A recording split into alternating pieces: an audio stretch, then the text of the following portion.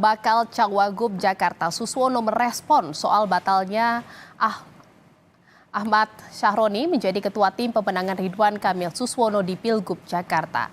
Suswono mengaku tidak mengetahui alasan Ahmad Sahroni batal menjadi ketua tim sukses di Pilkada Jakarta. Namun Suswono bilang siapapun yang terpilih menjadi ketua tim sukses pasti yang terbaik. Suswono pun juga tidak menyampaikan siapa pengganti Ahmad Sahroni sebab Ridwan Kamil dan Suswono mengikuti keputusan dari Koalisi Indonesia Maju atau KIMPLES.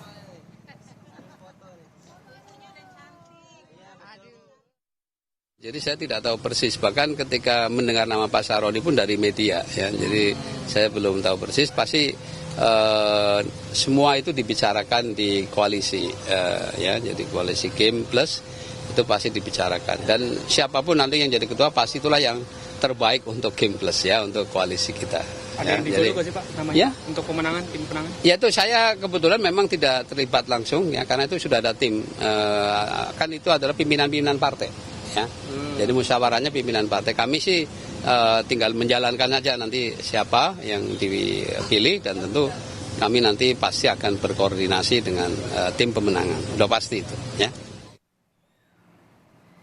Sebelumnya, Saudara Bendahara Umum Partai Nasdem Ahmad Sahroni ditunjuk Koalisi KIMPLES sebagai Ketua Tim Pemenangan Ridwan Kamil Suswono dalam Pilkada Jakarta 2024. Sahroni mengaku siap memenangkan RK Suswono.